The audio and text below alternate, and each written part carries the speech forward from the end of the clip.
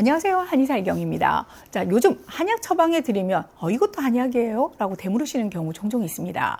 연세가 좀 있으신 분들은 그 전통적인 전탕액 방식, 그러니까 한약재를 다려내는 우리가 알고 있는 바로 그 한약에 익숙하실 테지만 요즘은 여러 가지 단점을 보완해서 환제나 산제, 가루약이죠. 또 연조 액기스 등 다양한 형태의 한약들이 제공되고 있죠. 더 나아가서는 먹지 않아도 되는 외용액을 만들거나 질정 등으로 만들어서 피부나 점막을 통해서 흡수시키는 방식도 있습니다. 네, 모두 한약 맞습니다. 쓴맛의 약을 먹지 않아도 효과는 좋죠. 자, 이제 먹기 힘들어서 한약 싫다는 말씀 못 하실 것 같은데요. 자, 오늘 차은수 원장님 모시고 이 특별한 한약에 대해 소개해드리는 시간 갖도록 하겠습니다. 안녕하세요, 원장님. 안녕하세요. CS 한방병원 차은수 원장입니다. 오늘 제가 소개해드릴 내용은 한약재를 훈증시켜 나오는 수증기를 코 점막을 통해 바로 흡수시키는 비훈요법입니다.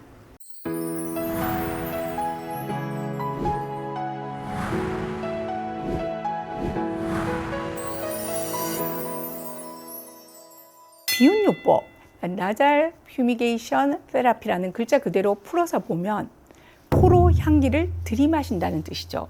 약재의 증기 또는 연기를 코로 흡입해서 치료하는 훈증요법은 고대로부터 시작돼서 오랜 역사를 가져온 치료법이죠. 한의학에서도 이 기록을 찾아볼 수 있는데요. 주로 호흡기 질환이나 비강 질환의 면역 치료로 활용되어 왔습니다. 처음 접하는 분들을 위해서 비훈요법의 적용 원리, 요거부터 한번 설명해 주시죠. 비훈요법의 기본 원리는 약재를 가열해서 나오는 휘발성 성분을 연기나 수증기 형태로 만들어서 비강과 상기도로 흡입시키는 겁니다. 그 효과는 코의 기혈순환을 개선하고 염증을 줄이면서 점막을 보호하는 것이죠.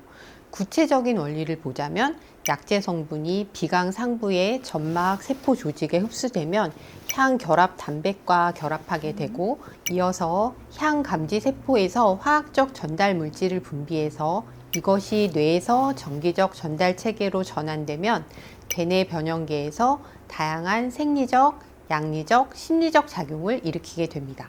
고대로부터 이어온 방식이 이렇게 화학적, 전기적 단계를 거쳐서 코에서 뇌까지 작용하는 원리로 설명이 되니까 훨씬 믿음이 가실 겁니다. 그런데 원장님 설명을 듣고 보니까 항암제 부작용이나 연화장애 때문에 약을 먹기 힘든 환자들에게 이게 새로운 투약 경로가 될 수 있다는 생각이 드는데요. 예, 맞습니다. 약재가 직접 비강 점막에 작용하기 때문에 국소적인 치료 효과가 빠르고 전신적인 부작용이 거의 없죠. 주사나 약 복용 없이 치료가 가능한 비침습적 투약 방식이라는 점도 새로운 장점이 될 수 있습니다.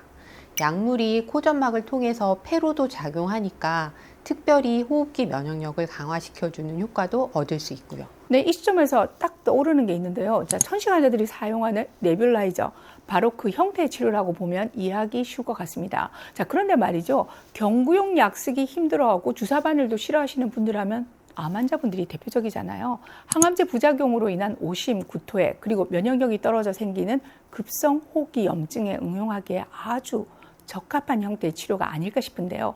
특히 암 환자분들은 간이나 신장의 부담 때문에 약 복용에도 신중하신 분들이니까요. 물론 환자분의 컨디션을 감안해서 적절한 투여 시기와 횟수를 세심하게 조율한다면 암 환자들에게는 안전하고 효과 빠른 한약재의 새로운 투약 방식으로 활용할 만하다고 볼 수 있습니다. 암 수술 후에 면역 회복 시기나 항암 방사선 부작용으로 인한 구역 구토나 인후 점막의 건조감이 심한 시기에 주로 활용하면 좋을 것 같은데요. 또 피해야 될 시기도 있겠죠? 항암 직후 2, 3일간이나 백혈구 수치가 3000 이하로 면역력이 너무 떨어진 상태에 두경부에 직접 방사선 치료를 받는 경우 기관지 천식의 발작기나 체온 38도 이상의 상기도 급성 감염기라면 치료를 피하는 것이 바람직합니다. 또 비훈요법 시행 시에 혈액 검사나 점막의 상태, 체온, 혈압 등을 감안해서 면역 지표를 잘 확인하는 것도 필요하고요. 무엇보다 시술 받는 환자 입장에서는 치료 방법도 아주 편하고 간단할 것 같은데요. 그렇죠. 먼저 멸균 세척된 개인용 치료 장비에 환자분에게 맞춤 처방된 한약 추출액과 멸균 증류수를 희석해서 8에서 10ml 정도 넣습니다. 기계를 작동시켜 부드럽게 수증기가 잘 발생되는지 확인한 뒤에 환자분은 편안하게 앉아 눈을 감고 코로만 천천히 호흡하시면서 증기를 들이마시면 되는데요. 1회에 10분 정도 진행하고 하루에 한 번 주 2, 3회 시술하는 것이 일반적입니다. 그리고 치료 방식이 아주 간단하다 보니 집에서 혼자 해도 된다고 생각하실 수 있겠는데요. 치료의 목적으로 암 환자에게 한약 비혼요법을 진행하는 것은 약제 판매는 불가능하며 반드시 의료기관 내에서 직접 조제하고 투여하여야 한다는 점은 강조드립니다. 어려운 이름에 비해 방법은 간단한 비혼요법. 자, 마지막으로 정리해 드릴게요. 첫 번째, 항암 치료 과정의 부작용을 줄여주고 인후 점막의 기능 회복을 목적으로 하고요. 두 번째, 발열이나 급성 염증이 없는 상태에서. 세 번째, 순하고 항염, 점막 보호 기능이 인증된 안전한 한약 증류액으로. 그리고 마지막 네 번째, 멸균 세정된 개별 치료기를 이용해서 10분 정도 코 점막을 통해 흡입하는 치료법입니다. 간단하죠? 자, 저희는 다음 이 시간에 보다 나은 정보로 돌아오겠습니다. 평안한 하루 되시길요. 감사합니다.